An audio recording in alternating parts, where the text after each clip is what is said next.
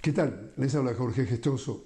En el programa de hoy, el futuro gobierno de Trump con otro notable invitado, José Luis Valdés, doctor en Relaciones Internacionales directamente desde Ciudad de México. José Luis Valdés, una cálida bienvenida al programa. Muchas gracias por invitarme, Jorge. Un abrazo. José Luis, el futuro gobierno del presidente electo Donald Trump, sabemos que ahora la Cámara Baja, la Cámara de Representantes, también la obtuvo el Partido Republicano, es decir, tiene la mayoría en las dos cámaras. Empecemos por allí. ¿Qué impacto puede tener eso en el futuro gobierno de Trump?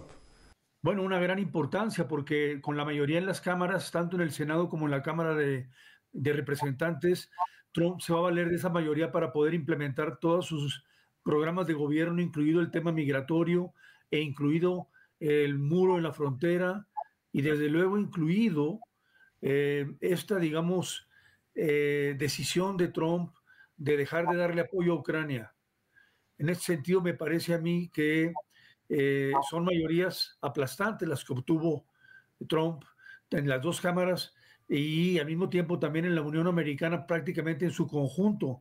El aumento de votación que Trump logró de California a Nueva York ha sido notable, va hasta un 6.4% en Nueva York y en un 4.8% en California. Es decir, Trump arrasó. Y esto me parece a mí, junto con el voto popular, que también le dio la victoria el tema del voto popular, aparte del voto electoral, pues tenemos a un Trump empoderado que regresa reloaded a la Casa Blanca con el plan de aplicar todo lo que puede aplicar un Trump 2.0 en una circunstancia en la cual pues el mundo está a la expectativa y ciertamente los estadounidenses también. Esas mayorías son definitorias para el gobierno de Trump y tendrá por lo menos los próximos 2 años que dura la actual Cámara de Representantes enormes ventajas para su política de gobierno. Estamos hablando de un Donald Trump que ya empezó a hacer nombramientos en su gabinete y José Luis, estamos sabiendo en el día de hoy que ha nombrado a Marco Rubio como secretario de Estado, es decir, como ministro de Relaciones Exteriores. ¿Tu reacción? Marco Rubio ha sido un senador muy preocupado por el asunto latinoamericano, tanto en Centroamérica como en el Caribe. Es de origen cubano. En este sentido, es un anuncio muy importante para la región, entender que Marco Rubio viene con todo a atender asuntos pendientes como el de la migración y como el asunto de la seguridad.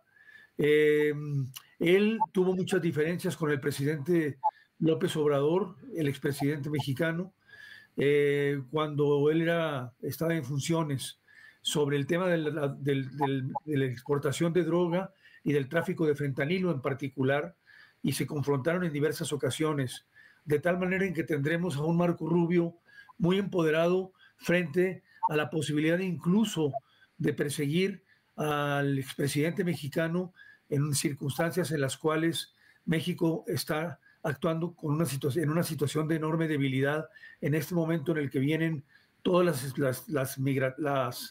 la expulsión de los migrantes indocumentados en Estados Unidos y las medidas de securitización de la frontera, la militarización de la frontera y el muro fronterizo, Jorge.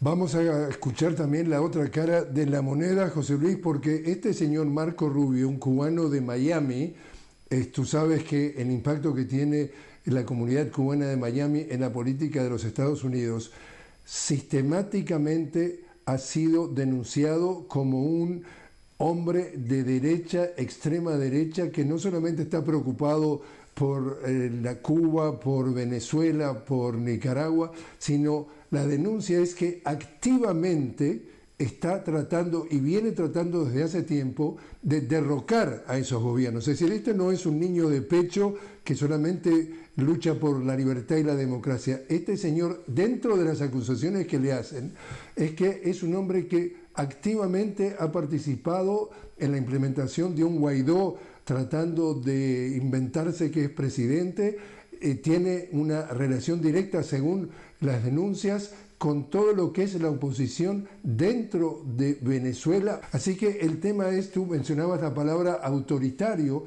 pero alguien que tiene ese perfil ha sido calificado más que como autoritario. ¿Cómo reaccionas tú ante esta parte de las críticas de él? Bueno, definitivamente Marco Rubio pertenece al ala de la alt-right, de la derecha alternativa, que encabezó Bannon en su momento y desde luego Trump. Son intervencionistas y son golpistas. No se pueden cerrar los ojos frente a la amenaza que supone un intervencionismo de parte de ellos con Marco Rubio en la Secretaría de Estado de Estados Unidos. Ciertamente van a tratar de encontrar muchos elementos y para hacer posible una actitud intervencionista que yo creo que va a empezar en el caso particular de Venezuela con sanciones económicas. Va a endurecer la posición frente a Cuba también y frente a Nicaragua de alguna manera también lo va a hacer. Tratará, desde luego, y como ya dije hace un momento, de apadrinar lo que Tom Homan, el zar fronterizo, viene a hacer y Stephen Miller, el subdirector de política de la Casa Blanca ya nombrado, vienen a hacer con respecto a la intervención en México para neutralizar a los carteles de la droga y a los grupos del crimen organizado. En este sentido, es intervencionismo pleno y una posición descarada al respecto. No puede simularse y desde luego me parece que va a ser confrontativa y va a tener pues en América Latina repercusiones importantes en el continente en su conjunto si es que esta intervención se realiza. Por el otro lado, me parece que la posición frente a Ucrania va a ser también determinante. Teniendo a Marco Rubio en la Secretaría de Estado, es muy posible que sea muy pronto, más pronto que tarde, la ruptura con Zelensky en el sentido de no seguirlo apoyando financieramente con armamento y a favorecer el regreso de los territorios, de la posesión de los territorios tomados en el Donbass y en Crimea, desde luego Crimea, que es un caso perdido ya para Zelensky, y ofrecérselos de alguna manera a Putin como trofeo de guerra. Esto me parece que significaría ceder y entregar a Ucrania de una manera majadera, y creo que eso va a tener repercusiones también muy fuertes. Por el otro lado, tendríamos en el caso de China también una confrontación y una situación de guerra comercial bastante aguda, y con Europa y la OTAN tendríamos también confrontación porque no todos los países han cumplido lo que Trump pidió en su primer mandato, que fue poner el 2.0% del Producto Interno Bruto para producción de armamento. Se han estado previniendo los países europeos, pero Trump viene con todo al respecto de esto y con toda seguridad va a tener confrontaciones, sobre todo con Macron en Francia. Y con la OTAN, pues yo temo mucho que vayan a decidir salirse de la OTAN y dejarla sola. Esto significaría el desmembramiento de la OTAN por la falta de financiamiento y la falta de recursos político-económicos que tendría en su momento esta organización para poder hacerle frente a las amenazas externas. El presidente electo Donald Trump ha dicho que desde el mismo primer día, es decir, desde el 20 de enero del 2025 que él asume el poder, allí lanzaría ese plan, porque tú sabes que él es muy florido en cuanto a su lenguaje. Nosotros hemos tenido oportunidad de cubrir sus primeros 4 años y sabemos, porque lo hemos seguido día a día. Entonces dice que va a ser la deportación masiva más grande de la historia, es decir, la cosa pomposa. El hecho de que está participando entonces en su nuevo equipo de gobierno Stephen Miller, el hombre que ha implementado en el primer mandato de Trump la política más perversa, énfasis y subrayo perversa del tema migratorio, que fue la separación familiar. ¿Tú te acuerdas aquellas imágenes de los niños detrás de las rejas, cubiertos por unas frazadas de aluminio? Separación que en muchos casos todavía está por verse si se juntaron los niños con los padres. ¿Cómo lees tú para un latinoamericano como tú y como yo que estamos viendo esto, que se viene ese tipo de gobierno golpeando? Estamos hablando de que él dice que hay millones de personas que él piensa deportar. ¿Cómo reaccionas tú? Bueno, ya mencioné el nombramiento de Thomas Homan como zar fronterizo. Thomas Homan fue el encargado de esas políticas, Jorge, precisamente de expulsión y separación de las familias y la separación de los niños, situación que termina con Biden por la crueldad que esto suponía y la violación a los derechos humanos que estaban ejerciéndose en contra de los migrantes indocumentados. Yo creo que vienen con todo. Insisto, él y Stephen Miller van a ser los encargados, que fue su asociado en el gobierno de Trump también, al respecto de esta política. Y yo creo que vienen con todo en el tema de la expulsión. Es una promesa de campaña, no hay que minimizarla. Definitivamente Trump está dispuesto a cumplir su promesa, esa y la de los aranceles también, pero se le puede revertir. ¿Por qué se le puede revertir? Porque va a crear vacíos laborales en muchos sectores del sur, muchas zonas del sur de Estados Unidos, que quedarían sin fuerza de trabajo en la agricultura, en la industria de la construcción, en la industria de los servicios, los restaurantes, la hotelería, etcétera. Y yo tiendo a pensar que existen actores económicos muy poderosos en el sur que están encargados de evitar que esto suceda. Entonces, va a tener que ser una expulsión muy cuidadosa, muy encaminada a detener exclusivamente a aquellos que él ha hecho una asociación entre el crimen y la migración. Es decir, la seguridad está en peligro por la migración, que es una ecuación falsa y es una ecuación que teóricamente nosotros no respetamos ni consideramos, sino que la consideramos, consideramos fundamental que se separen los valores y que la migración se trate por un lado y la seguridad por el otro, pero Trump ha insistido en que la migración atenta contra la seguridad nacional.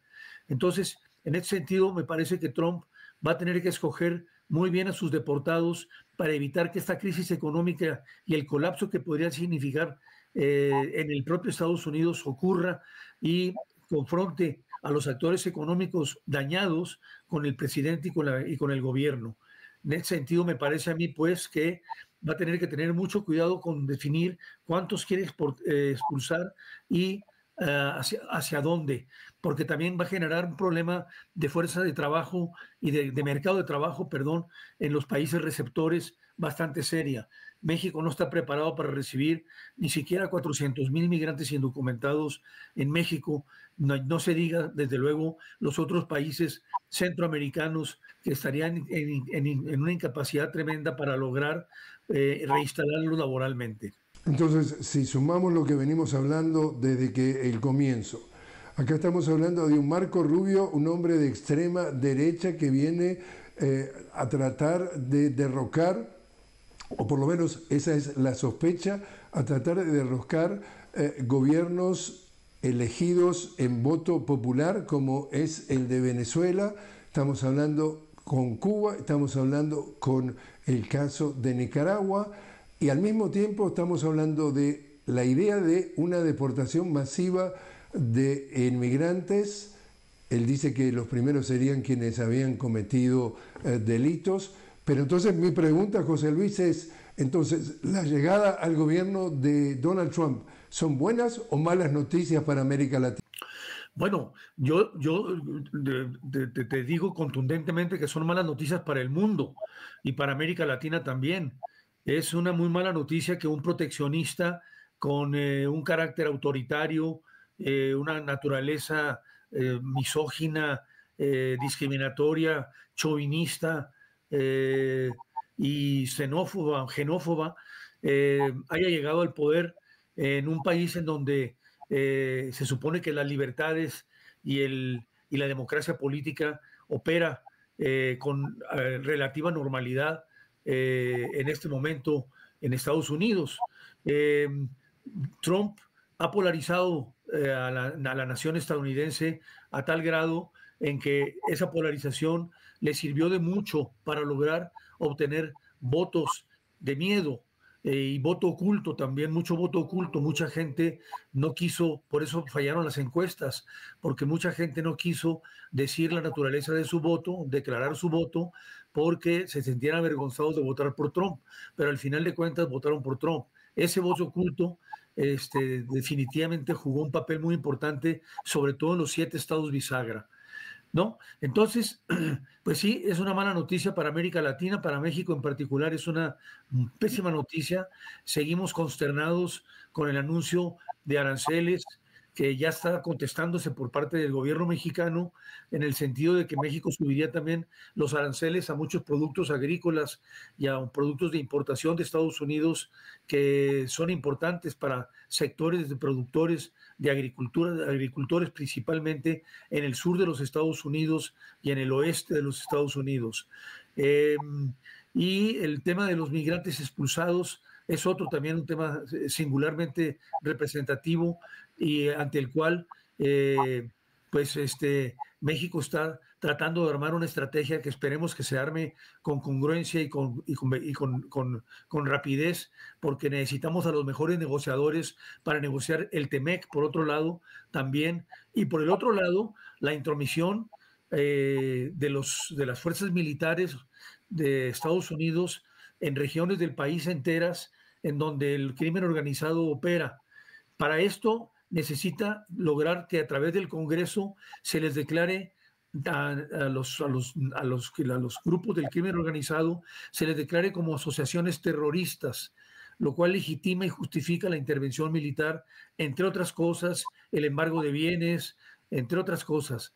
Se pondría muy caliente la situación si eso pasara, porque México sería la primera víctima de una política militarista que están ansiosos de operar y de poner en funcionamiento los halcones que está en este momento contratando el presidente Trump, el presidente electo Trump, para su gobierno. José Luis, te invito a hacer una pequeña pausa. Estamos hablando con José Luis Valdés directamente desde Ciudad de México. José Luis, doctor en Relaciones Internacionales. Estamos hablando sobre el futuro gobierno del presidente electo Donald Trump. Enseguida regresamos.